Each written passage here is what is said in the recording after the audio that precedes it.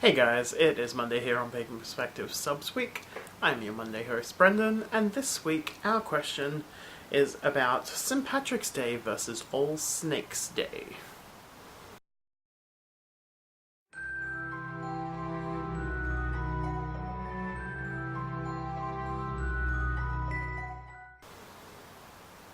So the question this week comes from Annie M-Goldsby and was actually submitted to us by Facebook back on 17th of March 2014. Her question was, what's your opinion on St. Patrick's Day versus All Snakes Day, or neither? I really don't do both. I hadn't, until this question, hadn't really heard of All Snakes Day.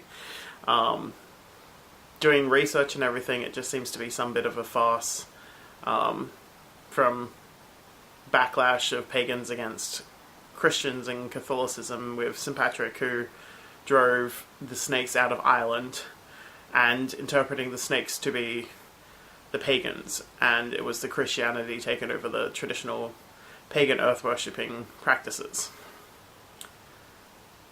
Where it all relates to me doesn't really relate anywhere.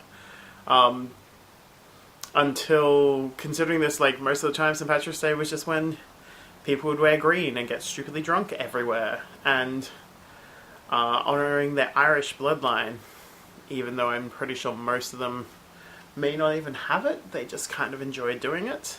But yeah, really, I don't have a lot about this discussion. I was reading and they were talking about the relationship between St. Patrick's Day and the spring equinox, which will be in the northern hemisphere.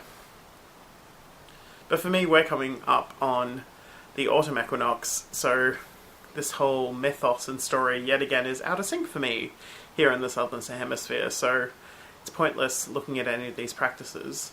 But I suppose in relation to actual landscapes and stories, it would seem for me that coming into spring, it would be when a lot of things are stirring and snakes would become more active. The sun would be gaining in strength and getting stronger. The days would be getting warmer. Hopefully the snow has started to melt in the northern places. It's not really an issue here. Live in Queensland, subtropical climate all the time. We've just had an epic weekend of cyclone rains and wind, and yeah, it's always warm. But I don't really see any importance of these holidays to me in my practice. I am a bit of a snake boy, as you can see, but apart from that, I don't really think I will be honouring this All Snakes Day sort of thing, just like the look at Valentine's Day and Lupercalia, because a lot of these are northern-based seasons, and I tend to follow a very interconnected and woven story and wheel of the year based on the actual landscape and storyland I live in currently, and there's no space for anything like that. And I didn't have a Catholic or Christian upbringing, so there's nothing saint in my life with that.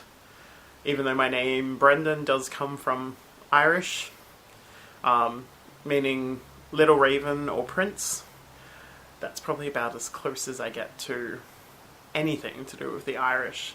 Possibly some blood mixed in me somewhere. Europe and all the UK bloods and all that sort of stuff, but yeah. Sorry I can't commit any more information really, but look it up. I encourage you to kind of drop into it, see the story and the myth, maybe a bit of a meditation journey trance into the origin for you. Where does the story of St. Patrick and his driving the snakes out of Ireland come into your life, or where does the uprising of the snakes? Perhaps there is something in your life you need to be shedding and preparing for these warmer months. But yeah, this has been Monday. I have been your Monday host, Brendan, and I look forward to seeing you again in a month's time. Have a lovely month. we're already in February, which is crazy. But I will see you all in March, and before then, have a gorgeous St. Patrick's Day, All Snakes Day, Spring Equinox if you're in the Northern Hemisphere, or Autumn Equinox if you are in the Southern Hemisphere, and I will see you on the flip side. Much love and blessings. Mwah.